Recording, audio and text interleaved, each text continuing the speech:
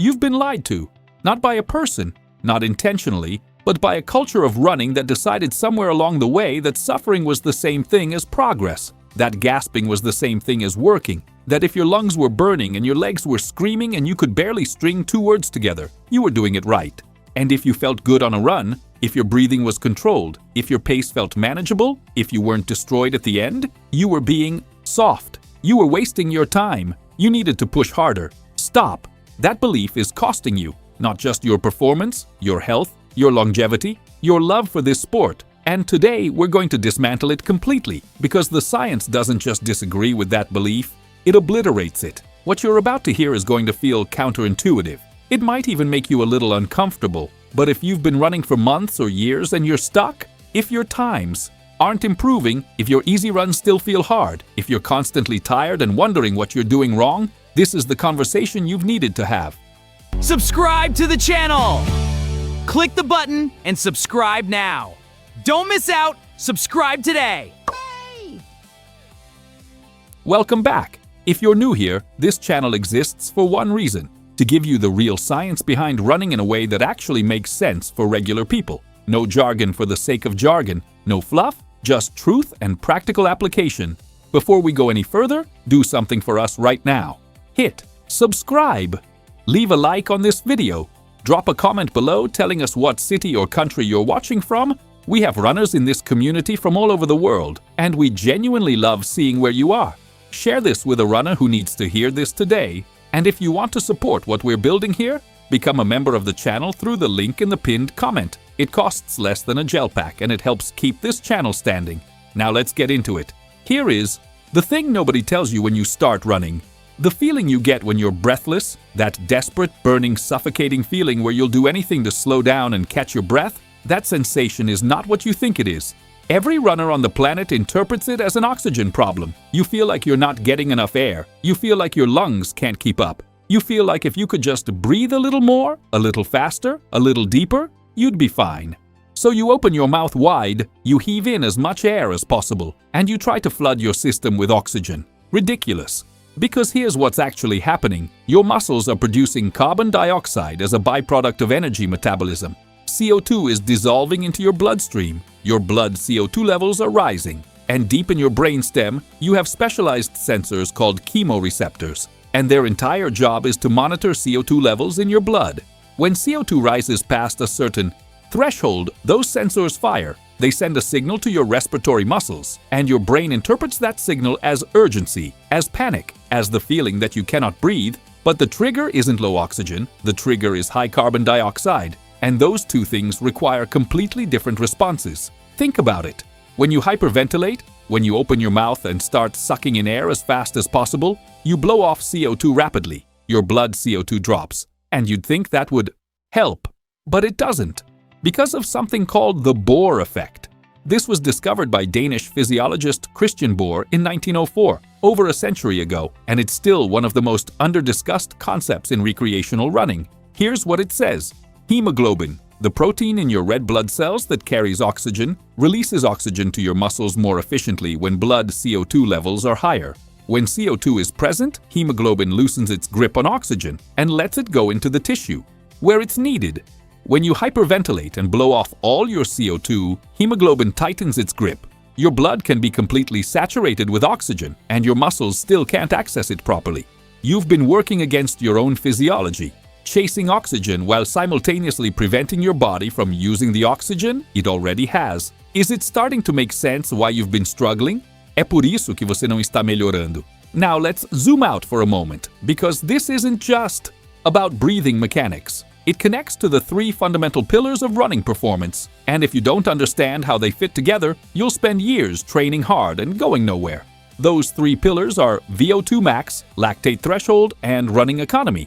You've probably heard all three terms, but let's make sure you actually understand what they mean and why they matter for you specifically.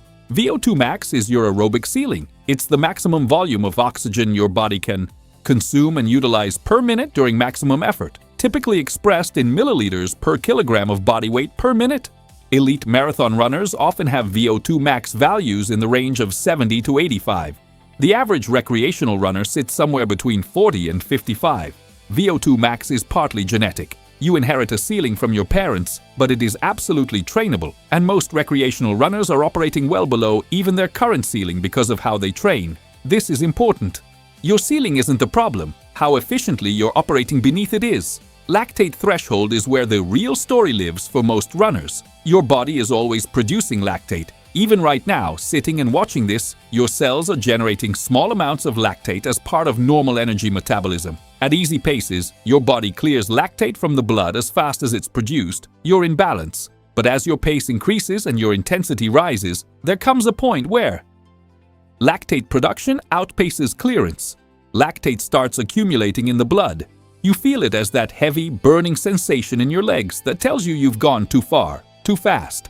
That tipping point is your lactate threshold. And here's what matters. Your lactate threshold pace, expressed as a percentage of your VO2 max pace, is one of the strongest predictors of marathon performance. Two runners with identical VO2 max scores can have dramatically different marathon times based entirely on where their lactate threshold sits. The runner who can sustain a higher percentage of their aerobic capacity before crossing the lactate threshold will win every single time. Running economy is the third pillar, and for recreational runners, it's probably the most neglected. Running economy refers to how much oxygen and energy you consume at a given pace. A runner with excellent economy uses less energy to maintain the same speed as a runner with poor economy. Think of it as fuel efficiency. 2. Runners, same pace, very different energy cost. Economy is affected by biomechanics, muscle fiber composition, tendon stiffness, and yes, respiratory efficiency. The runner who is wasting energy managing a panicking respiratory system has worse economy. The runner who breathes calmly, diaphragmatically, in a controlled pattern, frees up that energy for propulsion. Everything matters. Everything connects. Be honest with yourself. When you look at those three pillars, VO2 max, lactate threshold, running economy, and you think about how you've been training, which of them have you actually been developing? If you've been running mostly at medium-high intensity, grinding through runs that feel hard but not truly hard, you've probably been stimulating none of them effectively. Not your VO2 max, because true VO2 max development requires brief, genuinely maximal efforts that most people avoid. Not your lactate threshold, because effective threshold training requires precisely calibrated intensity that most people don't maintain. And definitely not your running economy, because that develops through relaxed, efficient, high-volume, low-intensity training that most people dismiss as too easy to be worth doing. The middle ground, that moderate, somewhat hard, somewhat miserable pace that most recreational runners spend the majority of their time in, is the least effective training zone for all three pillars. It's too hard to stimulate aerobic base adaptations and too easy to push your ceiling or raise your threshold. This is the essence of the 80-20 rule, and it's been validated by research across elite endurance athletes in multiple sports. 80% of your training volume should be performed at genuinely easy, low-intensity effort. Zone 1 and Zone 2, the kind of pace where you can speak in full sentences, where your breathing is fully controlled, where you feel like you could keep going for hours. And 20%, only 20%, should be at high intensity. Zone 4 and Zone 5. Hard, purposeful, structured efforts. The middle, Zone 3, the moderate grind, should represent a tiny fraction of your total volume. Yet study after study looking at recreational runners shows the opposite pattern. Most recreational runners spend the vast majority of their time in Zone 3, grinding, going medium hard every single day, feeling like they're working, getting nowhere. Stop. Think about that for a second. The reason Zone 2 matters so much comes down to mitochondria. These are the organelles inside your muscle cells, the powerhouses, as every high school biology class loves to call them, and they are responsible for aerobic energy production. The more mitochondria you have in your slow-twitch muscle fibers, the more efficient your aerobic metabolism, the more fat you can burn as fuel, the less lactate you produce at a given pace, and the longer you can sustain effort. Mitochondrial density is not fixed. It adapts. And the single most powerful stimulus for mitochondrial biogenesis, for literally growing new mitochondria, is sustained, low-intensity aerobic work. Zone 2, the boring stuff, the easy stuff, the stuff that makes you feel like you're not doing enough. Here's the paradox. The training that feels the most productive is often the least effective, and the training that feels embarrassingly easy is building the infrastructure that makes everything else possible. Most runners never get comfortable sitting in zone 2 because their ego won't let them run that slowly. They feel judged. They feel like they're not working hard enough. They speed up. They push into zone 3 and they stay there. Wondering why they plateau? Ridiculous. Now let's bring the breathing back to the center of the conversation because it isn't separate from all of this. It's woven through every single layer. CO2 tolerance, your body's ability to remain calm and functional at elevated blood CO2 levels, is trainable, just like your lactate. Threshold, just like your mitochondrial density. And training it produces real, measurable improvements in how you run. When your CO2 tolerance is low, your chemoreceptors fire early. You panic early. You hyperventilate early. Your heart rate spikes, your form deteriorates, your perceived effort explodes, and you slow down. All because your brain interpreted a moderate rise in CO2 as an emergency. When your CO2 tolerance is higher, that same rise in CO2 doesn't trigger panic. Your system stays calm. You breathe in a controlled, rhythmic pattern. You maintain form. You stay in the zone. This is why breathing patterns matter. Specifically, the 3.2 pattern.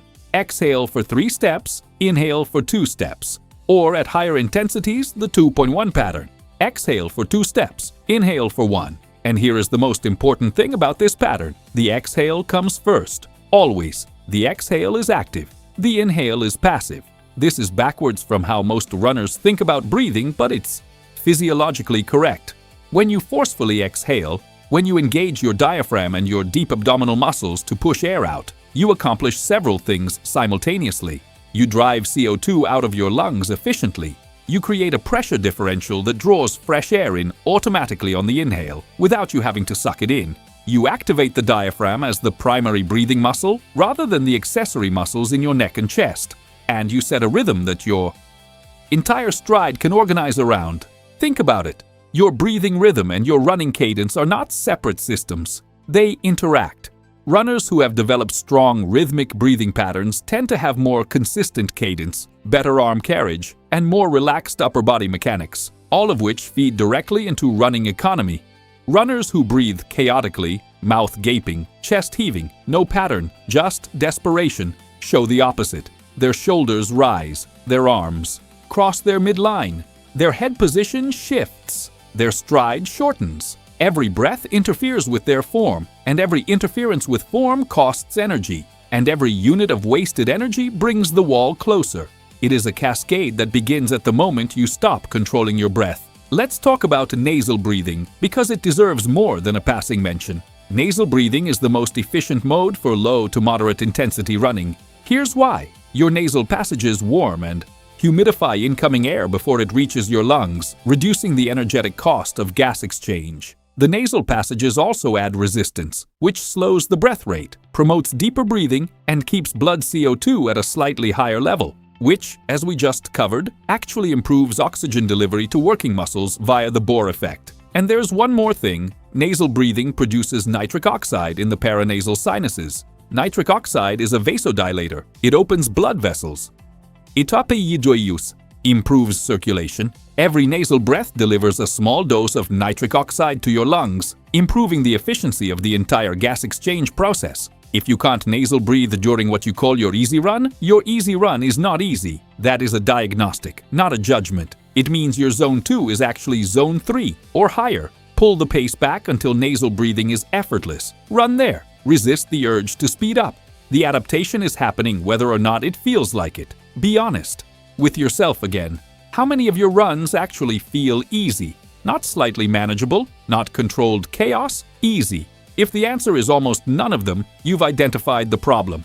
And the solution isn't complicated. It's just uncomfortable in a different way than you expected, because instead of the discomfort of suffering, it requires the discomfort of patience. Let's look at this from the perspective of the Kenyan runners who have dominated long-distance running for decades, because their training model is one of the most studied in endurance sports, and it confirms everything we've been talking about. Researchers who have embedded themselves with elite Kenyan training groups consistently report the same finding. The vast majority of their daily running is performed at what observers describe as a conversational, almost leisurely pace. Runners who can race a marathon in 2 hours and 4 minutes go out for morning runs at paces that many recreational runners could maintain. They cover massive mileage, but they cover it easily. Then they train hard, genuinely, deliberately, brutally hard, for a small fraction of their total volume. They respect the polarity. They don't grind the middle. They build the base and they push the ceiling, and they let the adaptation happen in the space between.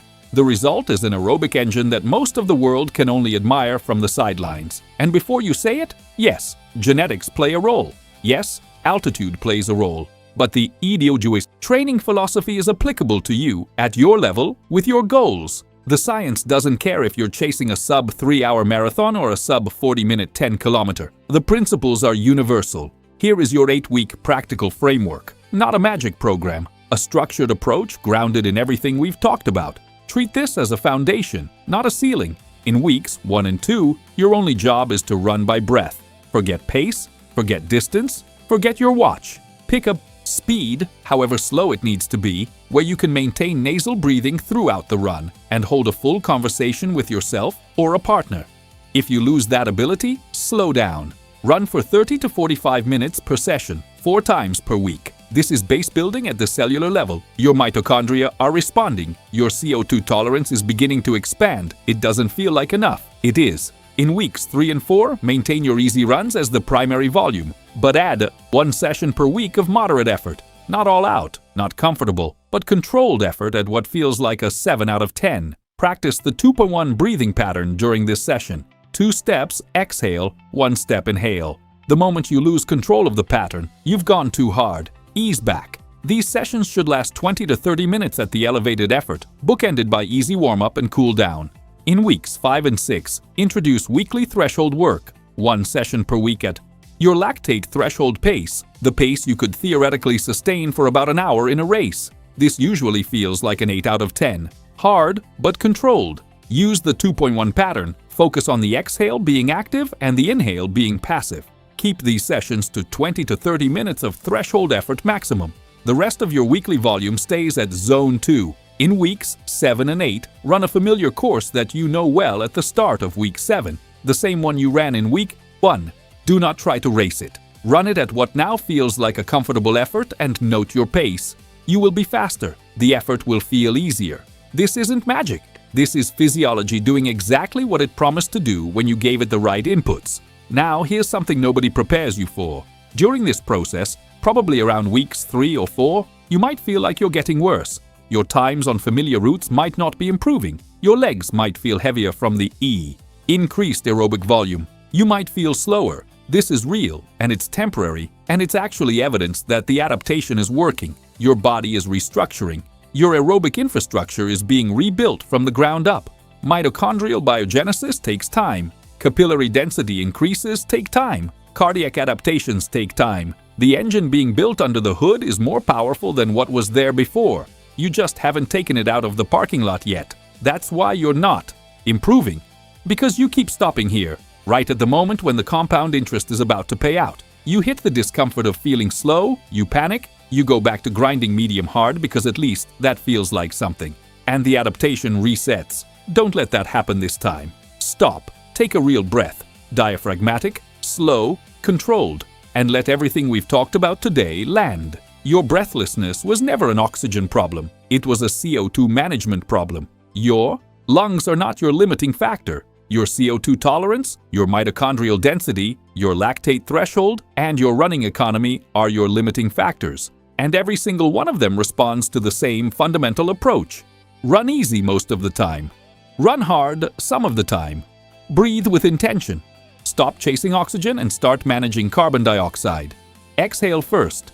Let the inhale take care of itself. Build the base before you push the ceiling. That's it. That's the framework.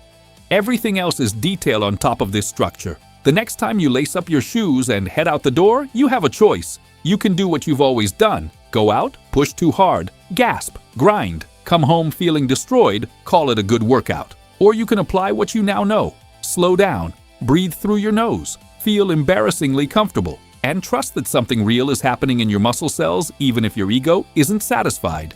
The runners who understand this, who genuinely internalize it, don't just run better. They run longer. They run healthier. They run into their 40s, 50s, 60s with joints that still work and aerobic engines that still hum.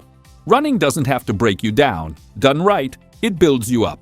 Every year, not just every season. Now, here's where things get really interesting. Everything we covered today, the CO2 mechanics, the breathing, the lactate threshold, the mitochondrial base, all of it is setting up the next conversation. And the next conversation is going to surprise you. Because here's a truth that most coaches won't say out loud. Heavy training, structured training, the kind of training that actually works, makes you slower before it makes you faster. Your body gets heavier with adaptation. Your legs lose their sharpness. Your times get worse. And most runners, right at that exact moment, decide the training isn't working. They abandon the plan, they go back to grinding, and they miss the IUT breakthrough by weeks, sometimes days. The next video is going to explain exactly why that happens, what your body is doing during that window, and how to use it strategically instead of running away from it. Is the science a little dry?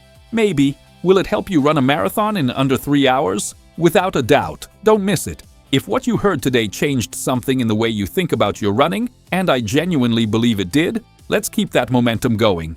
Subscribe to this channel right now if you haven't already.